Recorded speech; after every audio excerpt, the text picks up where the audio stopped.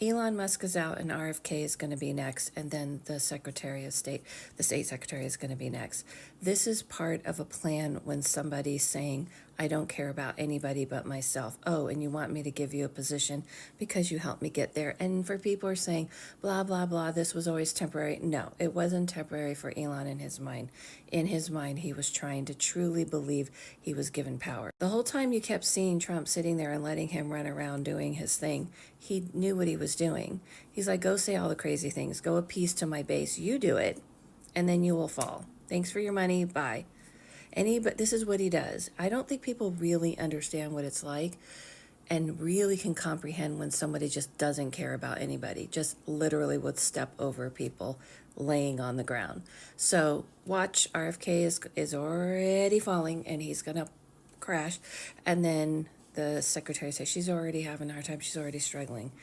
Watch, watch, watch. Follow yourself. Follow no one. Listen to your voice. See you soon. Are you going to continue to spend at that kind of level on future elections? I think in terms of political spending, I'm going to do a lot less in the future. And why is that? I think I've done enough.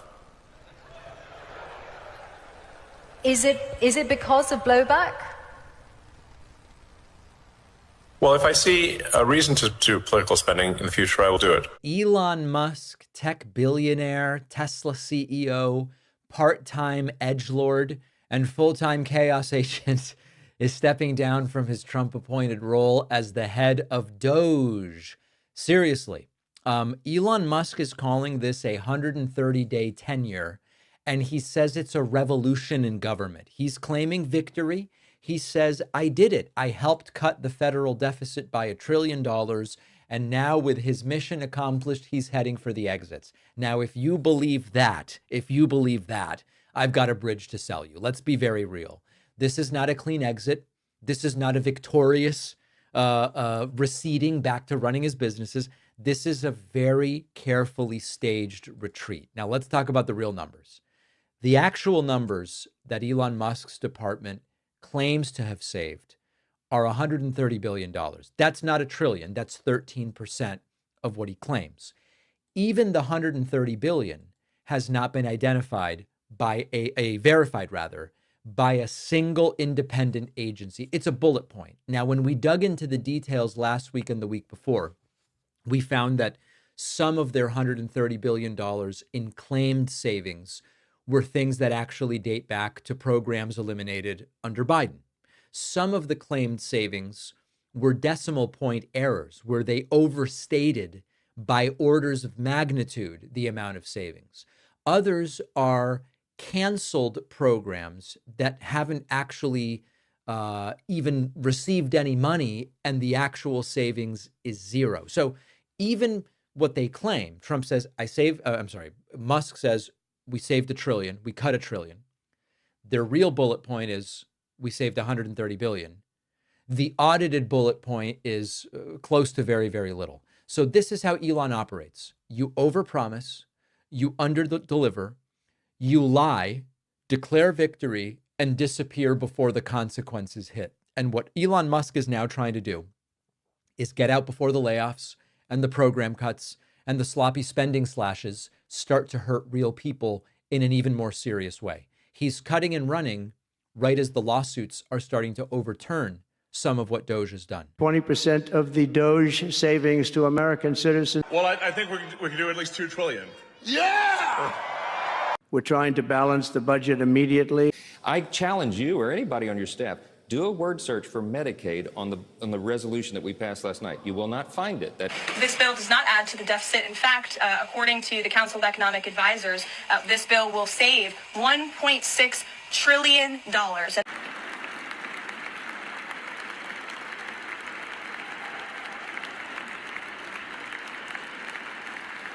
The number currently on DOGE.gov is $170 billion.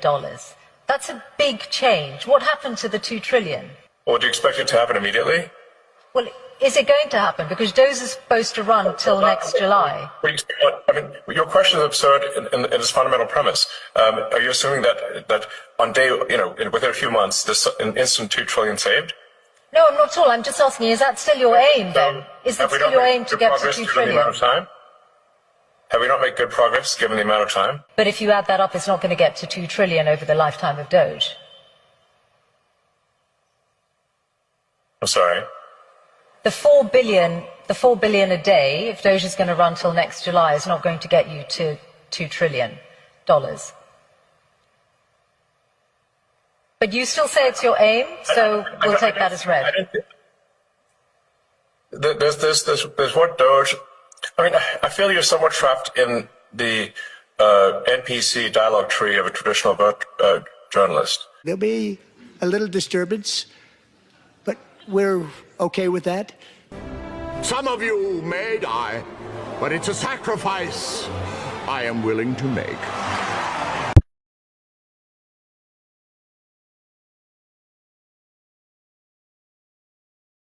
Now, you committed to still being the chief executive of Tesla in 5 years' time. Yes. No doubt about that at all. Well, no, I might die. One question before we move on to other companies, which is that I wonder if some of what has happened to Tesla in the last few months, did you take it personally? Yes. And did it make you regret any of, or think twice about your political endeavors?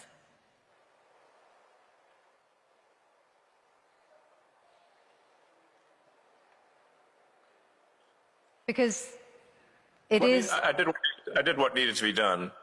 The violent antibody reaction, and I'm not someone who's ever committed violence, and yet. Massive violence was committed against my companies. Massive violence was threatened against me. Who are these people? Why would they do that? How wrong can they be? They're on the wrong side of history, and that's an evil thing to do. To go and damage some poor innocent person's car, to threaten to kill me. What's wrong with these people? I've not harmed anyone. So something needs to be done about them. And a number of them are going to prison, and they deserve it. And more will. You're referring to the attacks on Tesla showrooms, but I think... Yeah. Firing bullets into showrooms and burning down cars is unacceptable. Yeah. Those people will go to prison, and the people that funded them and organized them will also go to prison. Don't worry. But wouldn't you... We're coming for you. Wouldn't you...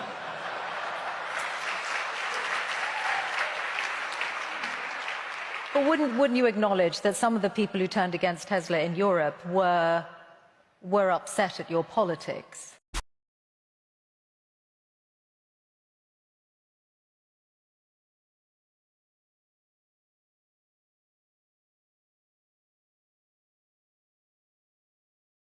Shareholders that he's going to reduce his political spending and he feels he's done enough. But what I question is, how is his stock even going up? Who is buying this man's cars? Who is still investing in this man's company? All that this man has been a part of, how is anyone still supporting him? And do any of y'all believe that he's actually taking a step back from Donald Trump? We literally have South Africans moving into America because of this man. And hundreds of thousands of federal workers lost their job due to this man. He fired people that were investigating his businesses, and he's still receiving our federal tax dollars. He's still a government contractor. He doesn't just get to skate under the radar and ride off into the sunset after he helped buy the presidency. No, Elon.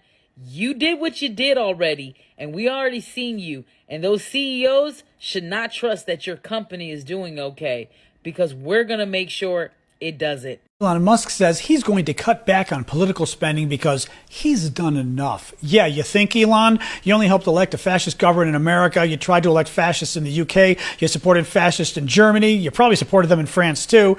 Tesla has now become, persona or car non grata across the world because people don't want to drive a car that's responsible for killing people in Africa, giving AIDS to babies. By the way, that's Bill Gates talking, not me. Last week, Bill Gates said that Elon Musk was quite literally responsible for killing poor people and getting children infected with AIDS in Africa because of the U.S. aid that he cut off. And now after all of that, Elon is suddenly cutting back because he's done enough. Oh, you've done enough, all right, Elon. Tesla, by the way, threatened to kick Elon out. They were going to get a new head of the company entirely, which is part of what convinced Elon to move back to Tesla and to lower his profile. But also the Trump people were getting sick of Elon. Trump himself was getting sick of Elon. I think, you can only have so many presidents. And let's face it, Elon thought he was co-president with Donald, and Donald finally had enough of him. So yeah, Elon's decided to go back to Tesla. Little bit too little, little bit too late. Hope your company sinks into the ocean. Never going to touch your car ever again, nor will anybody else. You've been able to speak to Elon Musk, who hasn't hidden his very forceful thoughts around USAID. Have you been able to talk to him about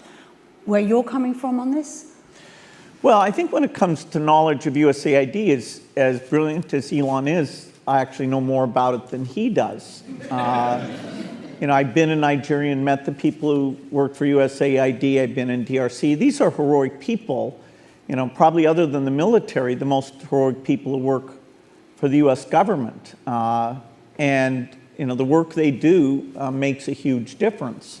So his characterization of, it's a criminal enterprise, or it's worms, or, it belongs in the wood chipper, I think was not based on having much data, just like the condoms for Hamas, or, he said in a cabinet meeting that he'd accidentally cut off the Ebola prevention work, but put it back on. Well, that's not true. He canceled all the Ebola work. They're all fired. They're all gone. I think the people who are there full time, including the Congress, need to look at this.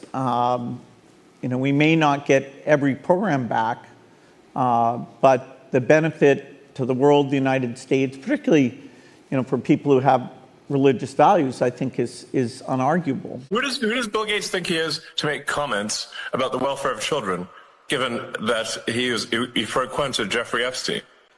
Okay, well, he said he regrets those, and he's spent a lot. Russell Vought, who is the author of Project 2025, has just replaced Elon Musk as the head of DOGE.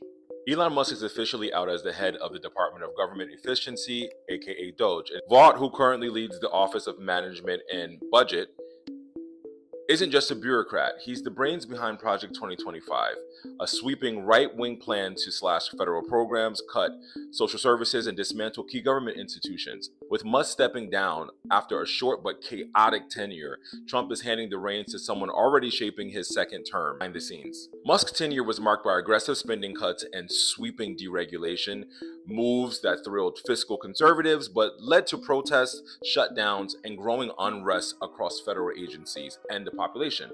Vought is now poised to take the same energy and double down. His plans to push a $9.3 billion budget recession package aimed at slashing funding for the State Department, USAID, NPR, and PBS, agencies long targeted by Trump and his base. He also wants to expand Schedule F, a policy revived earlier this year that lets Trump fire career federal employees more easily. It's a massive power shift that could politicize government jobs and weaken the civil service system. Voight's track record reads like a playbook for dismantling the modern federal government. He helped author Project 2025, which calls for eliminating the Department of Homeland Security, capping military spending, and rolling back protections for Social Security and Medicare. The proposal has alarmed both Democrats and moderate Republicans. Day in and day out, this administration is showing its hand, showing what it's valuing, showing the right wing is the way forward for them. During the election, the question about Project 2025 was brought up over and over and over again. And the distance that they put between themselves and Project 2025 was perfect for the time, because those that believed him. But since January 20th, 2025, everything he's done has been straight up out of the Project 2025 playbook. What do you guys think? Vanera. Musk has been pulling back from the Trump administration for a while now, but he's finally formalized it. Musk to step back from political spending. I think I've done enough. I think you could do so much more. If I see a reason to do political spending in the future, I will do it. I don't currently see a reason, he said. He can't be the shadow president. He lost. He might still, I mean, he's still going to be like a Nazi on Twitter. He's still going to spend money to make the world a worse place.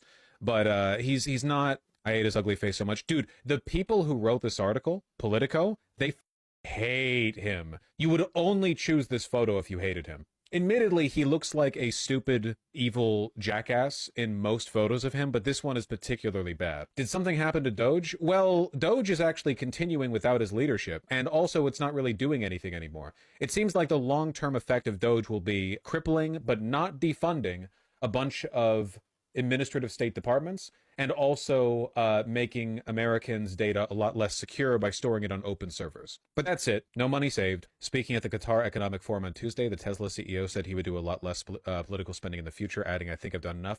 My guess is that the people over at Tesla are getting increasingly insistent that he needs to come back over there and stop wasting time in Washington.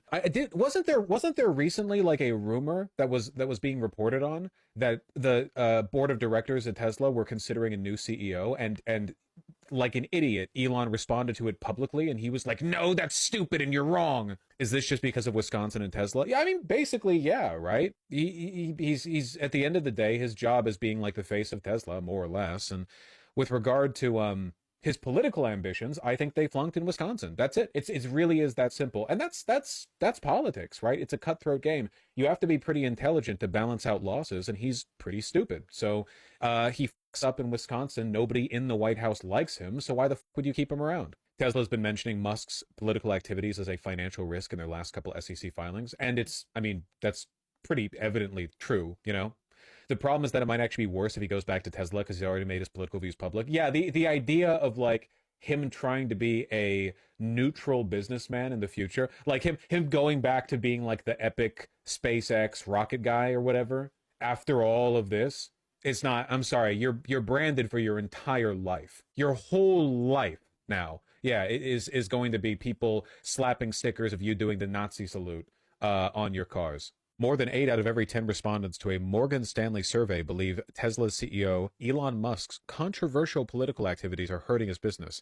85% think that his foray into politics have had either a negative or extremely negative impact on business fundamentals. I don't know, man. Rainbow capitalism stay winning. At the end of the day, a lot of people in America might be indifferent towards or kind of like lightly chauvinist on a wide variety of social issues, but there's just not that much business in running Hitler Co. Like, you would think the partisanship would skew both ways. When Disney puts out a woke show, or let's just say, for example, I don't know, Steven Universe, the wokest show or something, okay? You would think like, okay, you're going to have a lot of positive partisan engagement from the left, right? But you're going to have a lot of negative from the right, so it balances out. So if you make an anti-woke show, you're going to get the opposite effect. In truth, that's not what happens. Like, it doesn't work that way, right? Explicitly right-leaning companies or media or whatever never do that well. Daily Wire does not put out hit movies. They do not release hit television shows. The right can't produce good art. Black Rifle Coffee will always be like a device to funnel money into right-wing YouTubers. It ain't dethroning Starbucks. But you know there are Starbuckses across the country where there are gay-ass baristas with curly purple broccoli cuts saying, "Here's your coffee," when you go up to the counter and hand them $7.48 for your 8,000 calorie smoothie disguised as coffee, you know? It's unironically a kind of cultural hegemony. You can't get around it. Go anti-woke, go broke. I mean it. I'm not joking. Because at the end of the day, the problem that the right has is that their positions require your life to be dedicated to hatred, you know? To be anti-gay, like, actively, to the point that you seek out media that is anti-gay, you need to be a freak degenerate loser. You have to suck as a human, like holistically, and you probably have a bunch of other things wrong with you. But if you seek out media that's pro-gay, that's just normal, because being gay is normal, and we know that as a concept, being gay is under attack. So if you seek, you're watching a show and the show is like, yeah, being gay is cool, a normal person will look at that and go, yeah, that's right. And then stock goes up. It doesn't matter how rough the Trump administration gets. You're fighting against normalcy here, and the normalcy in question is gay people.